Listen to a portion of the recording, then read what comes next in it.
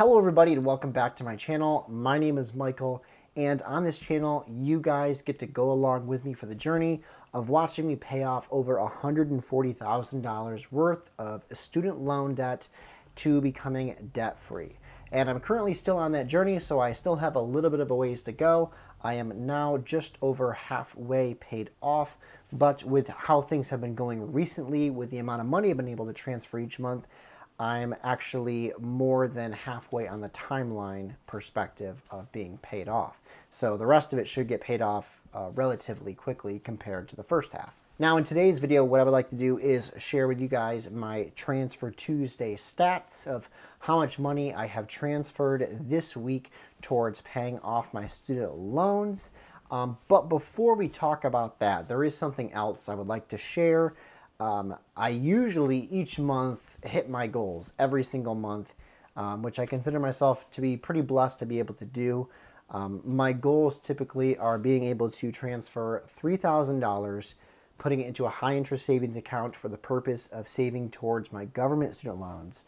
And then I also transfer $150 out of my bank account to a high interest savings account for the sake of sinking funds. These are things that I use generally for the future, bills that will be soon to become due, maybe towards the end of the year.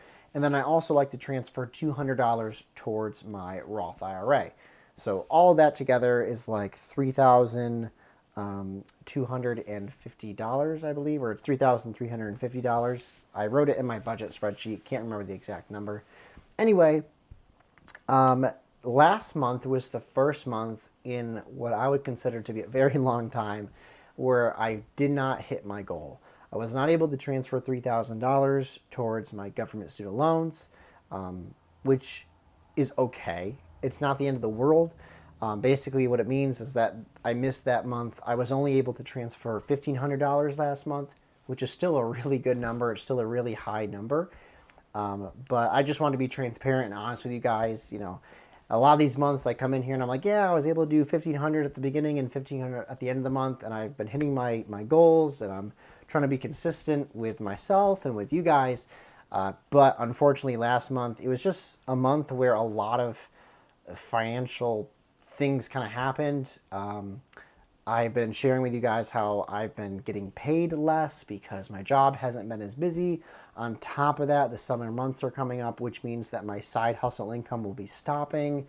On top of that, I've been lazy and haven't submitted my vouchers, so I haven't even gotten paid for my side hustle income, even though I've done the work.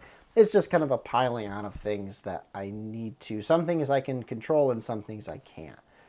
So with that being said, I didn't want to transfer the money, even though I probably should have, because it's still just going into a bank account anyway. It's not like it's being spent, and it would help me in the interest front. But I didn't make those transfers. I just felt more comfortable not doing that. In my mind, if I make that transfer into the high interest savings account, that money has been spent. I try to just have that mentality about it, that it's not my money anymore, that it's being used towards paying off debt. So I didn't transfer the extra $1,500 last month. I was only able to do $1,500 total last month, and not $3,000. Anyway, that's going to bring us up to speed on today's video. So this is the first Transfer Tuesday for me for the month of June. I have been MIA on this channel for the last like 2-3 weeks because it's just been a busy month, busy time. So now, getting back to things, this first Transfer Tuesday, I'm trying to kick things off well for the month of June. I'm hoping it's going to be a great month, a good financial month with things going the way they should, and which a lot of times is just being consistent. And this first Transfer Tuesday, I have been able to transfer, guess what, $1,500 towards my government student loans. So I'm pretty pleased with that.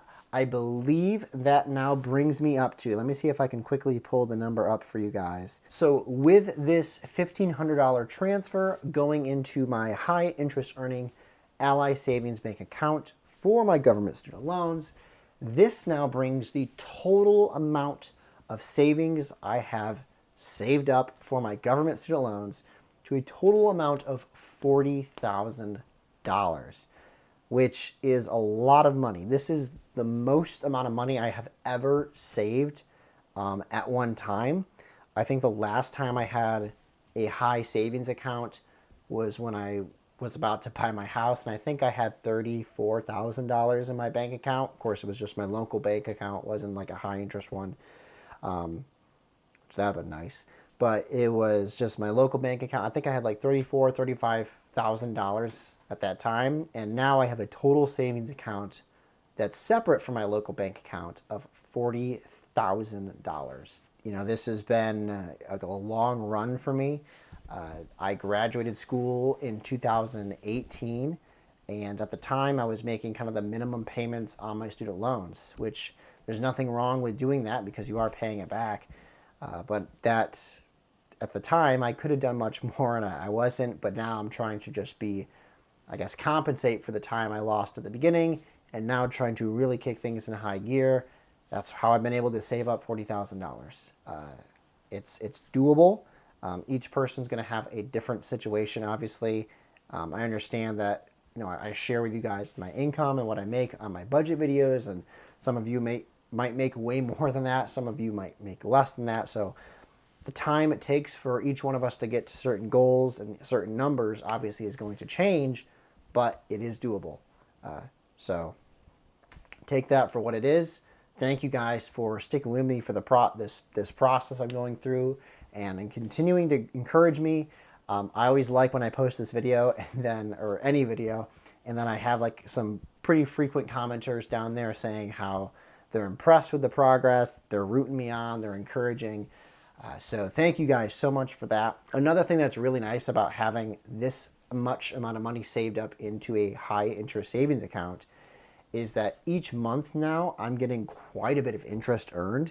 So to give you guys like an idea here, at the beginning of this month, which when the transaction happened for the interest, which was on June 3rd, I was paid $121.71 for the amount of money I have in this account. Granted, that's with a lot of money in the account, but still, that's over $100 in a month just by having money in this bank account rather than my local bank account, which that bank account has like other criteria that I need to do to meet their cashback agreement. So I only have like, I think $9,000 or around $10,000 in that account. That's just more for like daily spending and paying off bills. So it does fluctuate throughout the month. But my plug for the day, my tip for the day is that if you have money that you are saving up for anything, and you know that you're going to just be putting money towards it, and then at a future date you're going to be pulling money out of it, go ahead and use a high interest savings account. I'm not a financial expert, so don't come after me if it doesn't work out for you.